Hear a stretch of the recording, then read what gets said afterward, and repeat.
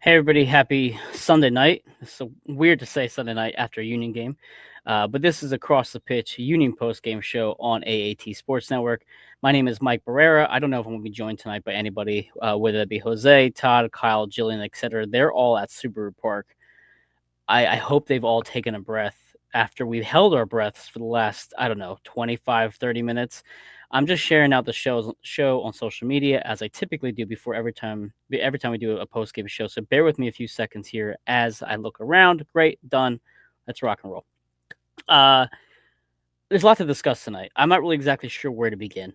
As Joe says here, I need heart med stat. I think that's a great way to approach this.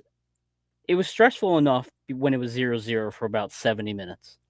And then we had about 10 to 15 minutes where we were feeling really good about ourselves. We had a 2-0 lead. It just seemed like everything was going the Union's way. It felt like we were going to have our third consecutive shutout against Chicago. Everything seemed to just fall into place. And it's like, okay, early playoff tension, first half stressed. We're going to get to the subs. We're going to get the lineup and et cetera, all these things that may have led into that kind of 0-0 score for such a long period of time. But it finally opened up. We finally got the goals on the board. And then all of a sudden, the one flaw that the Union have had all season kind of crept in a bit for us tonight. So we have a lot to discuss. We'll get to the comments. I see Valerie says it didn't need to be that stressful. Absolutely not, Valerie. I completely agree. NSC joins us. Excellent PKs after UA missed. And trust me, we're going to get to the PKs. I think also something we talked about earlier this season kind of presented itself tonight when it came to PK. So again, a lot to talk about. Let's discuss first the starting 11 because I think that was an interesting talking point, and I think something that was maybe not exactly beneficial for the Union. So for the starting 11 tonight, we had Andre Blake and net. We had the usual back three of Wagner, McConney, and Glesnes. However, surprisingly to me, Nathan Harrell gets a start. Now, I personally thought Frankie was going to get the start. I think a majority of Union fans, or at least a good portion of Union fans, believe Frankie is the better of the two right backs. I think that Nathan's a great one-on-one defender. We obviously know how dangerous he is on set pieces. We know how he is just athletically speaking. He's also very versatile, plays center back, etc. For me personally, and for what others have said, Frankie Westfield is a bit more aggressive in the attack. His cross are a bit better. He's still a pretty good defender, so it's not like you're having a major drop off from a defensive standpoint. But we didn't see Frankie Westfield starting tonight, and I was like, okay, let's just see how this goes. The rest of the lineup was as expected. You had Milanowski, Indy Vasiliev, Lukic, and Danley as your midfielders, and then Ty Brimo and Bruno Damiani. On the bench, no surprise here, we had Andrew Rick, Alejandro Bedoya, Chris Donovan, Bizo, Ben Bender, Kevin, Bueno, Frankie, and Michael Ua. Now, an interesting thing that I want to mention, because we talked about this on our match preview, and it was mentioned in the pre-match press conference as well. Right now, the Philadelphia Union are pretty thin at midfield. As you can see here, Jeremy Raffanello is not on this rotation, this lineup today. Now, according to MLS injury report, Jeremy Raffanello was not listed as out for today. But we do know he was nursing a hamstring injury.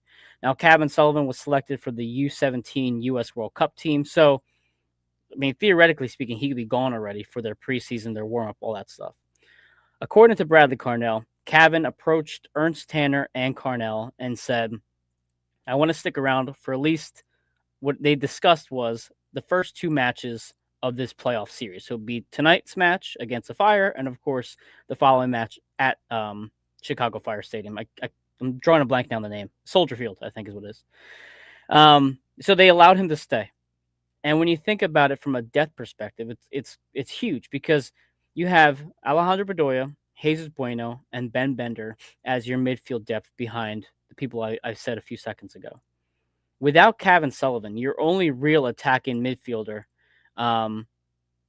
was well, I'm sorry, I drew a blank. I saw a text message, I drew a blank. Behind Milan and Indy, your only attacking midfielder was Alejandro Bedoya because Jesus Bueno is not really much of an attacking midfielder. Now, one of the options that we could have seen tonight was you put Indy Vasiliev, take Indy Vasiliev out, you put Bueno in at the 6 next to Lukic. You then put Danley up top as an attacking mid with Milanowski. I would have liked to see that. But without Kevin Sullivan, you have very limited option. Now we have other playoff games to go to. I'm not exactly thrilled by having such little depth, but I know Raffinello will come back in a few seconds, or in a few matches rather. So kudos to Kevin Sullivan to being selfless, to allowing Bradley Carnell to have some options, at least until Raffinello gets healthy again. So I'm glad we got to see some time from him today. Again, we're going to get to Kevin Sullivan. We're going to get to these players in a few seconds here. But that's a starting 11 for the Union. Now, for Chicago, a major, major absence for Chicago was Zinkernagel not being in the starting rotation. And now we all expected him to start. He came into the match healthy. Of course, we know what he's contributed to the Fire this season. I believe he has 15 goals, 15 assists, a really great season for him so far. But in the pre-match warm-ups, he apparently pulls a muscle, and they have to put, I believe, if I remember correctly, who was it who came in his place? Salisi started in his place. So now we all know Chicago, one of the best scoring teams in MLS. We knew that they can be dangerous in the attack from different players, from different parts of the field. But losing a guy who has contributed to 30 goals so far this season is huge, absolutely huge. So the Union dodged the bullet with Zinkernagel having that injury prior to the game. Now you get to the start of the match. I would say the Union came out okay overall. I don't think that they were overly impressed in the first half. And I think Chicago, kind of the same thing. You could see they were missing their main piece in the attack with Zinkernagel being gone. But the problem that I had with the Union was they just couldn't seem to figure out the Chicago back line, which was a back five to start the match. They ended up switching to a back four later on once the goals came in from the Union. But they started out with a back five. Jack Elliott back there with his black eye and all. And it just seemed like every time the Union tried to push the ball forward, they were either getting blocked in the middle of the field. When it went to the outside of the field, it didn't seem like the ball was moving fast enough to either the left or the right. It didn't seem like the crosses were really getting anywhere near one of the strikers, whether it been Bruno Damiani or Ty Baribo. And it just felt like there was never any cohesion in the final third for the Philadelphia Union. Maybe they had people run into the box, and we saw opportunities with Bruno. We saw opportunities with Indy Vassilev. All of them made runs in the box. Milan Alaski made runs in the box. But once that run was completed and they got the ball, there was just nothing after that. And I talked to our friend Joe, who's in the comments as well. Joe says here they started with a 3-4-3. See, at that point, Joe, they must have switched at some point because it looked like they had moved to a back five. Even the commentators have said they moved to a back five at some point. So they might have been switching between a few things. I'm not entirely sure. I was focused on other things as well. Once they said, I kind of ignored it. But either way, regardless of the formation, the Fire were doing enough to keep the Union well away from Brady and their goal. So then to counter that, the Union found opportunities to shoot at net, but everything was about 20 to 25 yards out. Nothing really tested Brady. You had the one chance from Jovan Lukic, and I think maybe the first 10 minutes or so, give or take. I'm trying to see now where I wrote down the notes when he took the shot. I didn't write down the exact time when he took the shot. But you see Lukic test Brady from like 18 to 20 yards out. Just misses Brady and the corner of the post. But nothing really tested him after that. And what I talked to Valerie and Joe texting throughout the game, it didn't feel like Nathan Harriel was contributing offensively as much as we would have liked. Like I said, we got to the outside of the field, outside the box. We tried to find crosses. Nothing was working. Nothing was working in the center of the field. But every time Nathan Harriel got the ball, it didn't seem like he was willing to take a defender one-on-one. And that comes back to the issues we've had without Quinn Sullivan, without Milan, without that offensive pairing with Milan and Quinn. You didn't have someone who was willing to go one-on-one and push down the field. And every time Nathan got the ball, it seemed like he was trying to do it or was hesitated to do it and then just pass it back to the middle, pass it back to Jacob, pass it to McConney, whatever. So I think for the first 45 minutes or so, what I was getting frustrated by was that Nathan was not using his speed and his ability to beat his defender and at least go down the right side of the field further, get closer to the end line, and then at that point, you're moving the defense, you see some openings happening, and maybe you can get across the box. Because it's not like they were double-teaming Nathan Harriel. He had chances periodically throughout the first half, probably throughout the first 50 minutes of the game, where he could have gone down the right side of the field, and it just never felt like it was there. Let me get to the comments first before I continue with our notes. Again, I know we have a lot to talk about, a lot of emotions. People are messaging me like, "You can breathe now. It's okay." I'm like, yeah, I'm trying to catch my breath after what was a very stressful night. Um, David Brown says, "What would your message to the world be?" I don't even know what that means. Okay. Uh, Cole says, "It has been 2 months since Ty last scored for us." Yeah, Cole, the last time Ty Baribo scored for us was against Chicago in that 4-0 victory. And even in my match preview, I mentioned that. I said if anybody was due for a goal, it was Ty Baribo. And unfortunately for tonight, I don't think he had a real chance at net. I don't have Mob up in front of me at this point. I'm just kind of going off my recollection here, but I can't remember him giving a real chance at net.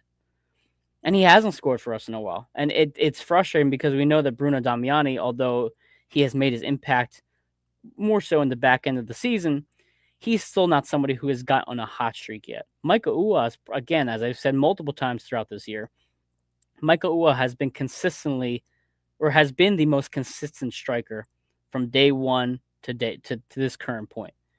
When he sees his time, he gets a goal, he gets an assist, he stretches the defense, he does those hustle plays that don't always show up on the box score. Micah Uwa has been good throughout the season when he's had the time. Whereas in Bruno, obviously went cold for a long stretch of the season. Ty has been streaky as well. So, but I think Cole, a major thing here is that he hasn't scored in 2 months. That's a problem. If the Union want to keep up with teams like Chicago or Miami or Vancouver, if we make it that far into the MLS Cup, they're going to need their top guys to score. Simple as that. T Mac joins us. Milan is that dude. Yeah, listen, Milan is one of the best acquisitions that I can remember from a Philadelphia team, not even just the Union, because we've had issues with acquisitions mid-season with the Union. But I mean, he reminds me of Harrison Bader from the Phillies. I know people who watch the Phillies. I know Jillian Allman has come on here and talked about the comparison with the Phillies. He very much feels like that difference maker that was needed. And it's a shame that we couldn't get to see more of him and Quinn Sullivan together. But Milan has been fantastic. And what I like to see the most from him tonight was when he had the chance to make a difference and when he had a chance to take things on upon himself to score, he did that and made it 2-0. So again, we're going to get to Milan a little bit more because I think um, I just think that acquisition by Tanner could be the reason why we win MLS Cup this year. Valerie says Ua had a great assist. He absolutely did. McFly says my heart can't take this kind of game.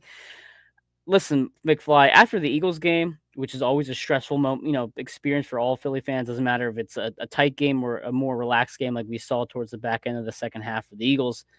It's been a long day for me. I'm tired mentally from this. After the Eagles game, actually, I took a nap for like half an hour just to recharge my batteries and then get back into the mindset to watch a playoff match.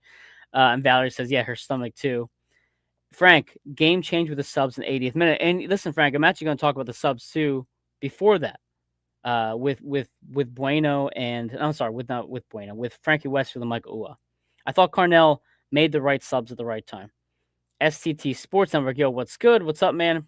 Thanks for joining us. Colin says, we sent out the menaces for the PKs just to get in Brady's head. Colin, I assume you were at Super Park tonight. Maybe. Mandy, you're saying hi from Lot G. I would love to hear from both of you because I was watching this game. In the first minute or two, from watching it again from Apple, like from the FS1 broadcast, Sons of Ben were loud in the first couple minutes, and then it just got real quiet. And I'm not sure if it was just because they were tense, they were holding their breath just like the rest of us were, but it got really quiet for a long stretch of time where I heard the drums going, but I didn't hear really any chants. Colin was not there. Oh, it's tough to hear that, man. Sorry you couldn't be at the game. But once the goals happened, you heard that, sha la la la la la. The crowd started coming back into it. You heard much more noise. It just didn't feel like the Sons of Ben, or the River End, I should say, not the Sons of Ben. The River End were consistent from the first minute to the 90th minute. That's all. So, actually, Mandy doubles down on that and saying you could hear a pin drop in the second half at Parks. Yeah, and listen, Mandy, I get it. We're all stressed out. We're watching this game. We're holding our breath. But for me, the reason why Subaru Park or any Philly arena, doesn't matter where it is, Lincoln Financial Field, Citizens Bank Park, etc.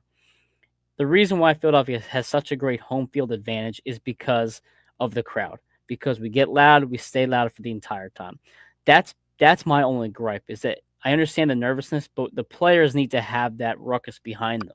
So I would hope that, I guess if we don't come back to play Chicago in this round, but I hope the next round, if we do advance, we get a little bit more juice going in the stands.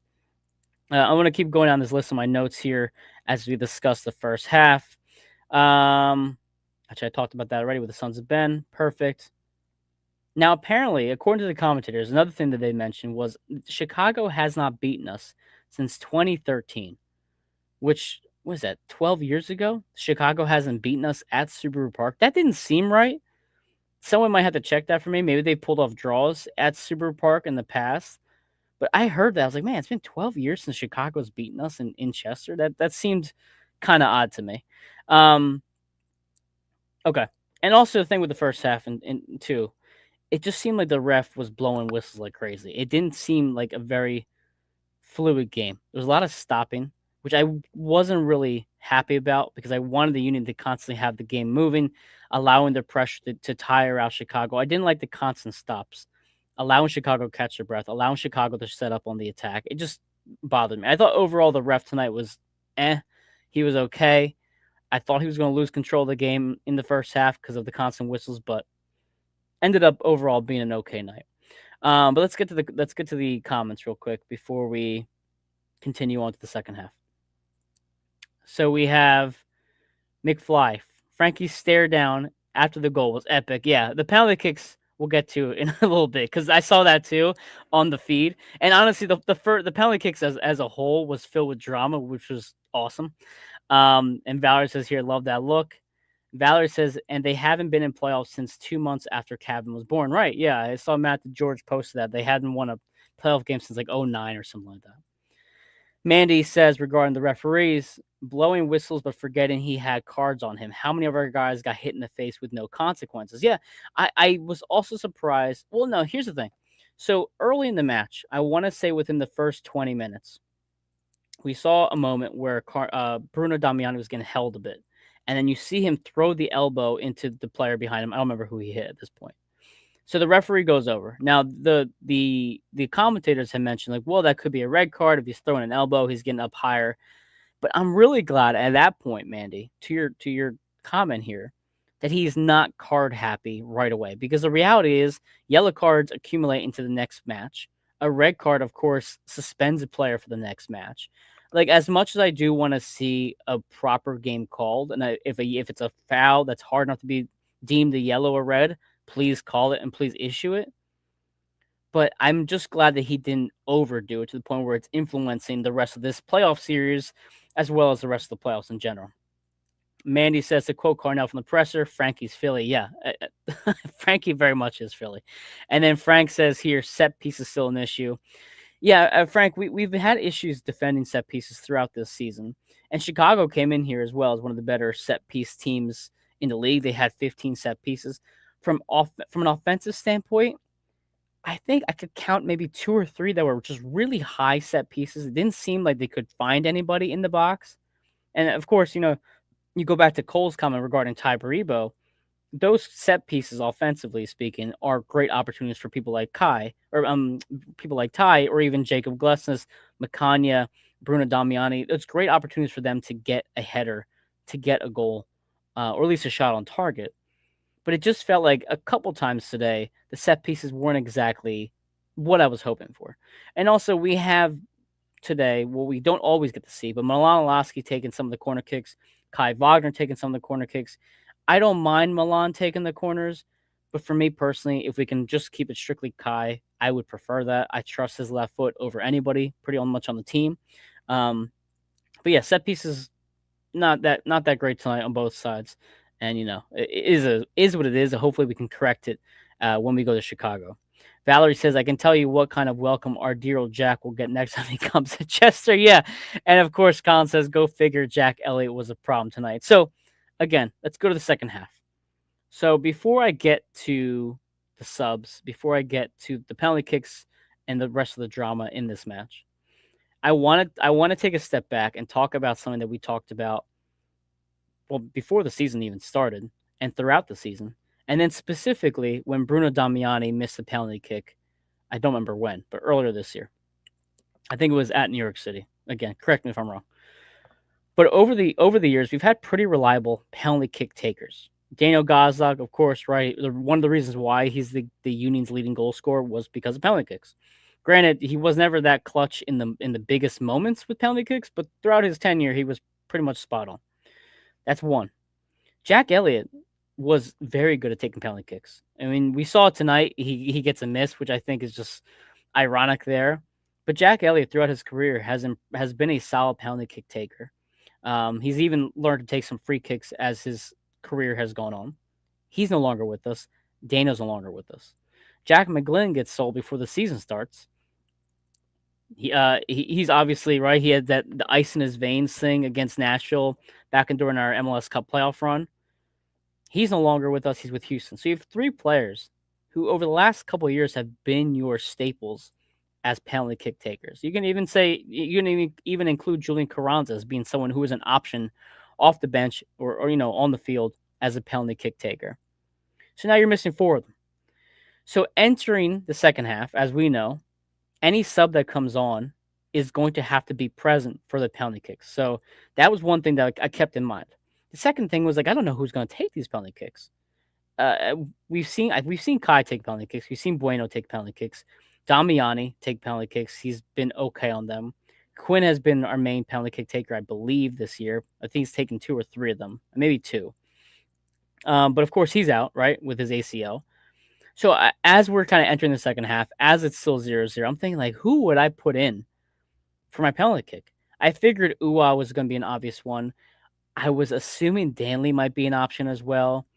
Indy Vasiliev, if he stayed for the 90 minutes, he could have been an option. Ty Briba, of course, an option. Jacob Glesnes, maybe. It was. I had a lot of uncertainty and I had a lot of worry that it was going to go to penalty kicks. And frankly, I'm not a big fan of it. I'm not a big fan of this whole best of 3 series. I think it really punishes the first seed or the better seed with the home field advantage because even if they win, they have to go play somewhere else now to come back. It risks injury, it risks red card, yellow card accumulation, all that stuff. I just don't like it personally, but it is what it is. Let me get to the comments real quick before I get to the second half. Mandy says he got a pretty Philly welcome as was. He's in his villain era here. Talking about Jack Elliott being in his villain era. Mandy says here, Carnell telling Dono to put the penny back on the moment he realized we were going to PKs. I'm glad he did that. I don't think I could have stomached Chris Donovan taking a penalty kick for the Union. Colin says, I'm going to say this right now. Bueno needs to always take PKs if he's on the field. Never felt more confident with him up there. He's got swag and confidence in it. It's nuts. Listen, Colin, I think most of the time penalty kicks comes down to confidence, right? It's similar to a free throw in basketball in the dying seconds of a game. Everybody can take a free kick. Everybody can, or a penalty kick. Everybody can take a free throw. Everybody has the ability to do so, but it comes down to confidence. And as Frank says, I did not look confident prior to PK. You know what's, Frank? It's funny you say that because we were having this conversation months ago when Bruno Damiani missed his PK. And I remember saying that I didn't want Uwa to take it. And I could not think why. I just didn't feel like it was going to be the best penalty kick if he took it. And to your point, Frank, he didn't look very confident. It wasn't a terrible PK, but it certainly didn't have the proper angle. And it was far too easy for Brady to save there. So anyway, you're entering the second half. I'm looking at some notes here. The Union opened up a little bit better offensively. We had a shot from Danley, but of course that went over the net. We really dodged the bullet though in that first, I want to say 15 minutes. I didn't write down the minute of this shot on Blake here, but there was a brief moment when Kuipers and Salisi attacked the Union box. They had an opening. Kuipers finds Salisi completely wide open in the box, and he just shanked it completely to the left. Well, I guess to the right of Andre Blake. But at that point, it was one of those games where I felt like the Union were going to control the possession, which they basically did. It felt like one of those games the Union were going to have the better opportunities, which at that point they kind of did. Chicago had a couple moments, but it was never anything too threatening on Blake. It just felt like one of those moments where the ball was going to bounce the wrong way, and that was an opportunity that Chicago had that I thought, okay, this is going to be their goal. They shank it, and then I take a deep breath, and we continue attacking. But something that we see now with Bradley Carnell, who is a finalist for Coach of the Year, by the way, in his first season with the Union. Of course, he wins a Supporter Shield. But one thing we had our gripe with Jim Curtin compared to Bradley Carnell was his subs were too predictable regarding Curtin. You knew that a striker was going to come on at the 60th or 70th minute. You knew it was going to be a like for like subs across the board. You knew everybody was kind of in their role, in their place, no matter how the game was going, no matter if you needed a goal, no matter what. One thing that we've praised Bradley Carnell on throughout the season was that he's just not like that. He plays all his players. He makes subs at different times. He's not afraid to make a sub at halftime. He's not afraid to make a sub even before halftime, which we saw in the Vancouver match. Bradley Carnell seems to be a better reader of the game. He kind of sees the problems a little bit better. So as I'm watching the first half, and again, kind of going back to the points that I made earlier in this conversation, I didn't like the fact that Nathan Harriel was not aggressive enough offensively. I don't really like Nathan Harriel's crosses compared to Frankie's as well. I was texting Joe in the comments here during the halftime saying, listen, I think Frankie should come on, give the Union a bit more spark offensively, and just give him a bit more tenacity. As Mandy said earlier, he's Philly. He's from Philly. He's got the fire. He's got the heat. I'm not saying Nathan Harriel does not. I love Nathan. I think he's a great player. I think he brings a lot of energy, but we just needed a little bit more oomph. And I thought the move to bring Frankie Westfield on, a 19-year-old, by the way, a 19-year-old for a playoff match, a tie playoff match, was a great idea. And then on top of that, we saw the back defensive line. Again, Joe, whether it was a back three, back five, however the Fire were holding down the fort back there.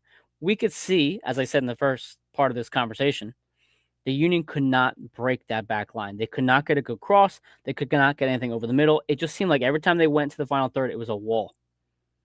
So then kudos to Bradley Carnell, bringing on Michael Ua for Bruno Damiani. I thought Bruno was kind of quiet tonight. He had a couple decent moments in the hold-up and in the build-up for certain attacks at net, but nothing really crazy from Bruno Damiani. But what we've seen from Michael Ua throughout the season is his speed, his ability to stretch the defense, and we saw that on full display. So before I get into the rest of these moments here, let me bring up the rest of these comments as you guys kind of flooded me as I started talking about that. SC mentions Bueno, 4 for 4 on PKs according to the George. I'm not surprised. Choo Choo is just, ice in his veins in that opportunity.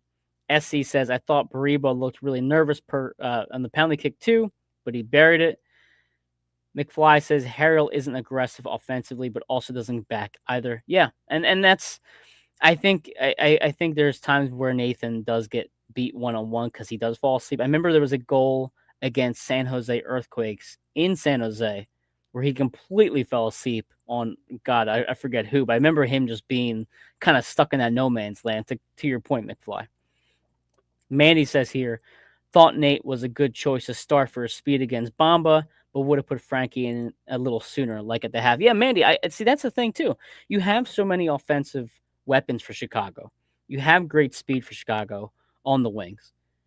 You're absolutely right. Bamba is a threat against Philly, and someone like Nathan Harrell can track him down. He can body him because he's a little bit bigger than Frankie, and he can also go up defensively on the set pieces. So I don't fault Carnell for picking either player because again, there's an argument to be made for either player. But Mandy, I'm glad that you also agree. At the half, put in Frankie would have been fine, and I think Carnell saw in that first 15 minutes that things were not necessarily progressing the way they should have. And then he made his subs in the 62nd, 63rd minute. And even you saw his impact right away. Again, we're talking about yellow card accumulation. Valerie, I see your point here. Vancouver's up 1-0 at the half. Michael Ua comes on. Not long after he sees the pitch, there is a point where the Union are breaking towards the Chicago net, and Waterman basically tackles Michael Ua. And it earns Waterman a yellow card. And again, if you're thinking about yellow card accumulation, if Waterman gets a yellow card in the next match, I assume he'll be out for the third game. If it gets to a third game, I'll have to see the rules for yellow card accumulation for playoffs. That's what I would imagine it would be. But he makes his immediate impact. His ability to break the defensive line, his speed off the ball helps get that yellow card for Waterman. Let's see here. Also, if you're looking at further impact from Michael Ua, there was a moment where Iloski found Ua, who opened the field, and then he chipped it into Indy. And trying trying to see what the goal was. Oh, I think that was the goal. Was that the goal? I'm looking here now through my notes. Yeah, that was the goal. Okay, I apologize. So let's back it up a little bit. So in the goal, Milan Lasky finds Ua, and Ua gets the assist. I think Valerie mentioned earlier the assist from Michael was perfect. But kudos to Indy Vasilov. Again, we've talked about him throughout the season. We've been critical on him throughout the season. I think one thing we mentioned early on was he held onto the ball too long. He's not as creative as Quinn Sullivan. He doesn't rip it as well as Quinn Sullivan or as Milan Lasky does. But we have seen progression from Indy Vasilov, who is also still a very young player. And as the season gone on, we've seen him make more of an impact at goal, scoring goals. He's had a couple of assists as well. He's been okay at that. But specifically with scoring goals, he's had his opportunities to score, and he's finished it pretty well. So you have the cross from Micah Ua. Indy just puts his chest out, traps it perfectly at his feet. And at that point, you can get jittery after the trap and hit it right at the keeper, or sky it over the net even though you're very close, or try to cut it back and make one too many touches. There's a time when you're in front of net like that where sometimes you overthink, and I thought Indy Vasilov played it perfectly. Gets it, chests it direct to the far right post behind Brady with his left foot. And at that point, there was some more relief for me from watching this game, because prior to that, I'm thinking it's going to go to PKs 0-0. We're going to lose. I was thinking all Negadelphia, but you see that moment and you see the immediate impact from these substitutions, specifically Micah Ua, and providing an assist for Indy Vasilov, who, again, if we're going to advance through this MLS Cup playoffs, we need Indy Vasilov to step up. It cannot just be all Milan Lasky. It can't just be on the strikers. Indy has to perform week in and week out. He doesn't have to be perfect, but when he gets his chances, he has to capitalize on those chances. And kudos to him for doing it. Kudos to Bradley Carnell for allowing him to stay in the match and get that opportunity. And even the formation set up the way it was to put Milan and Indy together. So continue on here. After the first goal, we had a yellow card on Lukic. So there's one point where Lukic overran his defender. He gets a yellow card. So we'll have to watch him for the next game as well to see how the yellow card accumulation goes. But then we saw a typical Union goal not long after that yellow card from Lukic. So Danley forces a turnover. In that turnover, Lukic gets the ball back. Again, we've talked about this throughout the season. The MVP of the team, in my opinion, you probably ask Jose Nunez the same thing, has not just been one player, but the pairing of Lukic and Danley. And we've seen at times throughout the season where one will force a turnover, the other will create. In this, typically, you'd say it's probably Danley creating, but in this instance, Danley forces a turnover. Lukic gathers the ball. He finds Bribo. Kudos to Bribo to find a cutting Milan who beats his defender, gets wide open behind the back line. And at that point, you had an opportunity for Milan to pass the ball. And it goes back to the point I made a few minutes ago. He just he's not afraid to take it upon himself. We saw later on in the second half, too. He had a chance from outside the 18. He let it rip. And that's just who the player he is. That's who he is. He will attack, and he'll take a shot no matter what. So he cuts it back on his left foot. It's a perfect goal by Milan Lasky. And at that point, it's 2-0. I think you're in the, 70-something minute, 80th minute at that point. I'm feeling great. But you need players like that to step up, especially when Baribo's not, on a hot streak, when Bruno Damiani's not scoring at all, when Kai and Frankie really aren't getting great service into the box. It's why you brought Milan Lasky in, because you saw what happened when Quinn Sullivan was not in this lineup. Because remember, Milan didn't start with us this year. He was with San Diego, and shame on them for letting him go. But we saw what happened when Quinn is not in this lineup. The whole offense just died because Indy Vasilov could not do it on his own in the attacking mid. So you bring Milan to have these moments like this. Again, I can't speak highly more. I guess, add more adjectives than I already had regarding Milan Lasky. He's been fantastic tonight. He's been fantastic throughout the season. Valerie says Danley or Lukic.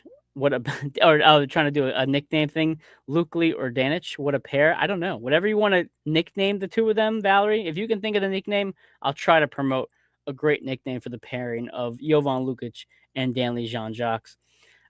Mandy says here, hate seeing JoJo subbed out, but it was so smart after the yellow. Yeah, and we're gonna get to the next level of subs here in a few seconds here. So, Bamba takes a shot, forces Blake into a save. He keeps us alive there. Chicago at this point then switches to the back four. Joe, I know you mentioned that as well in my text message. They're now trying to at least get themselves back into this match. Again, kudos to Carnell. I do think he made the right subs at this point. I know the goals came after these substitutions, but I don't think it was the substitutions that caused these necessarily. So Jesus Bueno comes on in this 82nd minute for Jovan Lukic. Again, Jovan with the yellow card. That's a smart play. Kevin Sullivan comes on for Indy Vasiliev. I think if it was a 1-0 game, you probably don't see that happen. You probably allow Indy Vasiliev to finish out the match. Or if you are trying to bring on a midfielder to close out a 1-0 game, it's possible you bring Alejandro Bedoya in and maybe you shift the formation around, or maybe you keep him as an attacking mid. I'm not entirely sure. I'm not saying that maybe Carnell thought the game was over, so you figure why not get Kevin some minutes in the 82nd or 83rd minute. But is what it is. I don't think Kevin was bad necessarily. He had a good chance where he almost gave Frankie an opportunity to score a goal. But you see Kevin come in to finish this match in 83rd minute. And I guess maybe if you want to look at corner kicks too, or penalty kicks as well, Alejandro Bedoya has mentioned earlier in his career with the Union that he's not the biggest fan of taking penalty kicks. So maybe you bring Kevin Sullivan in to take a penalty kick, but for a 16-year-old, that's a lot of pressure. I mean, I know he's got the swagger and I know he's got the Man City reputation behind him, but that's a lot of pressure to put on a 16-year-old. And the reality is, if it went beyond, 5, 6, 7 players, Kevin's probably, in front of Blake taking a penalty kick. I don't know where he'd fall in the pecking order there, but there was a real chance that Kevin could have taken a penalty kick. Valerie says for the nickname for Danley and Lukic, Danjo. You know what? I kind of like it. Get a banjo and play for Danjo. I don't mind that, Valerie. I like that nickname. Mandy says here was hoping for Ali. He's great at boosting morale towards the end of the matches and gives it his all. Yeah. For anyone who's been a Union fan as long as I have, I always kind of go back to whenever I think of a defensive closer, I think of Warren Creavalle. You brought him on to close out a match. That's kind of how I envision Alejandro Bedoya now. He's a veteran, savvy player, has obviously great IQ for the game. You come on to close out the match. So would I like to see Alejandro Bedoya? Yeah. I think if there was a 2-0 lead still, maybe Ali gets on the final minutes to just help close out the match. I think at that point they still have one more sub left. But is what it is. Kind of things fell as they needed to fall. So now, let's get to the goal. So you have a corner kick almost immediately after the substitutions. The corner kick from Chicago bounces off the post, finds Bamba, basically unmarked, wide open, scores a goal. Now, Andre Blake was pleading to the head official for a good couple minutes about something. He kept raising his arm. I'm not sure if Blake got hit at some point off that corner kick, or if he thought he got bumped off the goal while he was trying to make a save. I'll have to rewatch it. I was watching it live on FS1. I didn't feel like pausing at that time, so I'll have to rewatch it again. But Andre Blake was livid after that first goal, not at his players, but at the referee for not calling something. So there was a point where you saw the referee kind of have his hand up to the headset. They didn't call for VAR. They didn't think it was necessary. So now it's 2-1. At that point, I'm still feeling confident because it was kind of a fluky goal. It hits the crossbar. Like, it was just this weird bounce. I was like, okay, we're still up 2-1. I feel okay.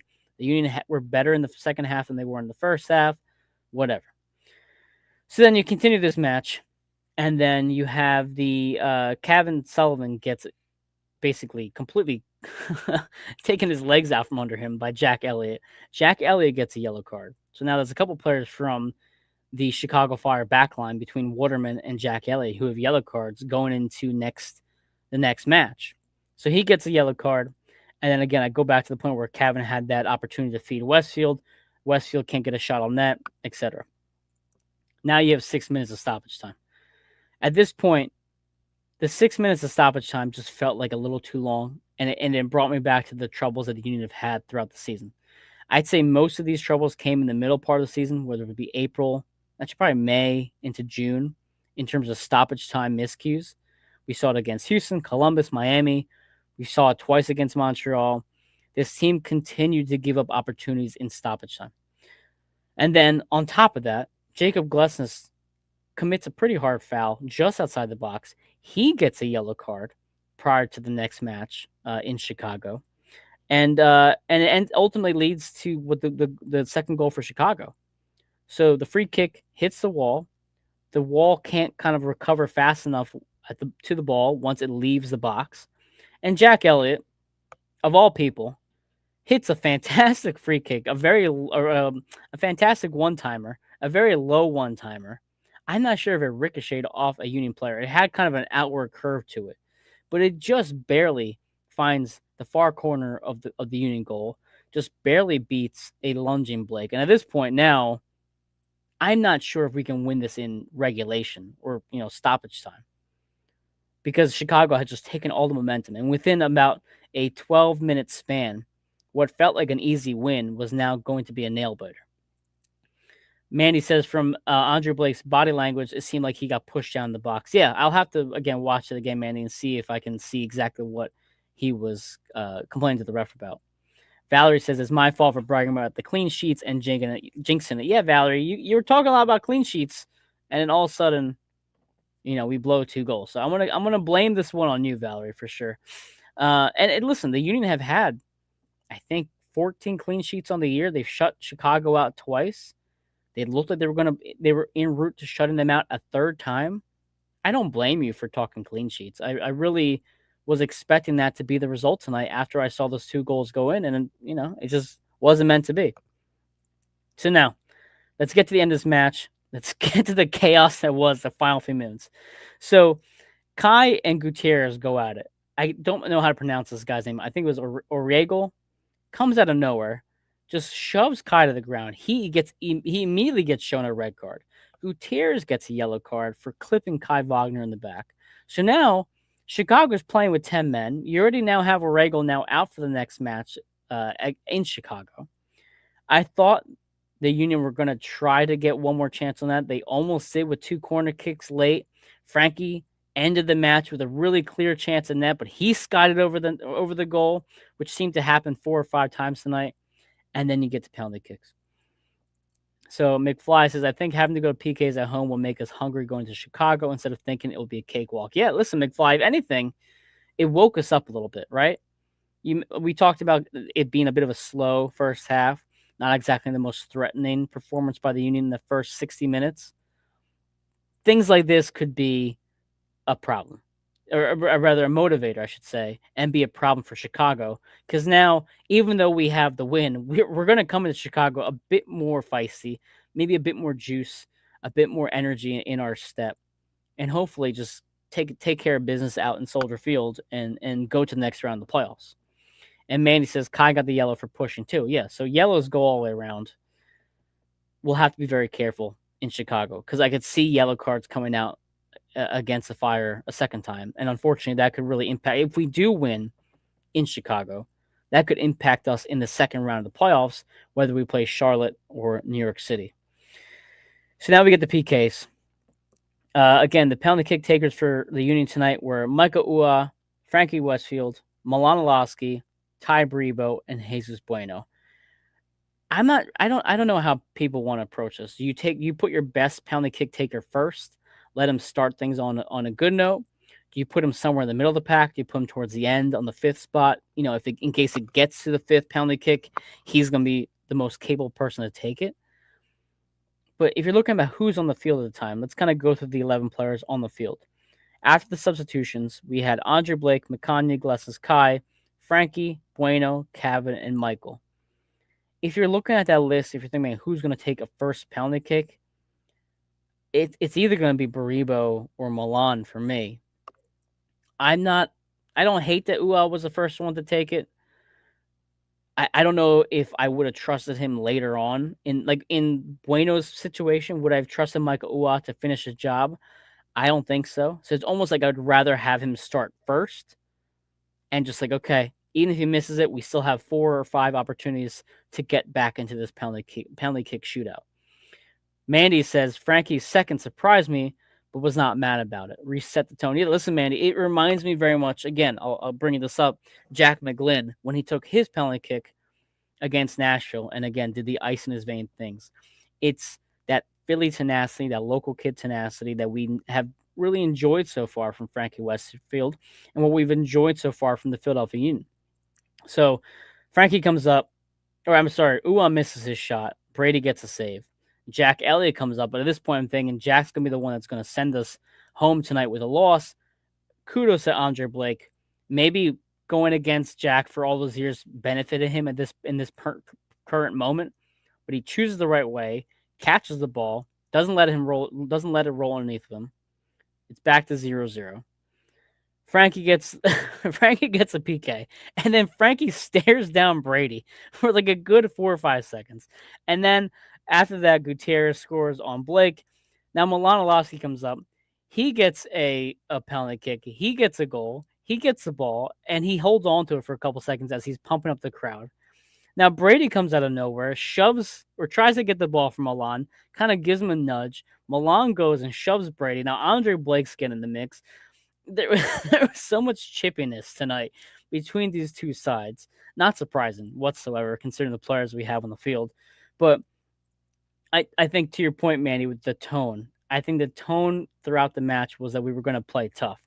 But the tone at that point, from a mental standpoint, was, yeah, we might have missed the first PK, but you guys missed the first PK too, and we're going to be coming out, guns a-blazing with attitude, and we're going to make sure that Brady feels uncomfortable. And, kudos to Milan and Frankie for having that tone and getting the team and the fans amped up. Mandy says, I'm taking my ball and going home. That was very much what it felt like.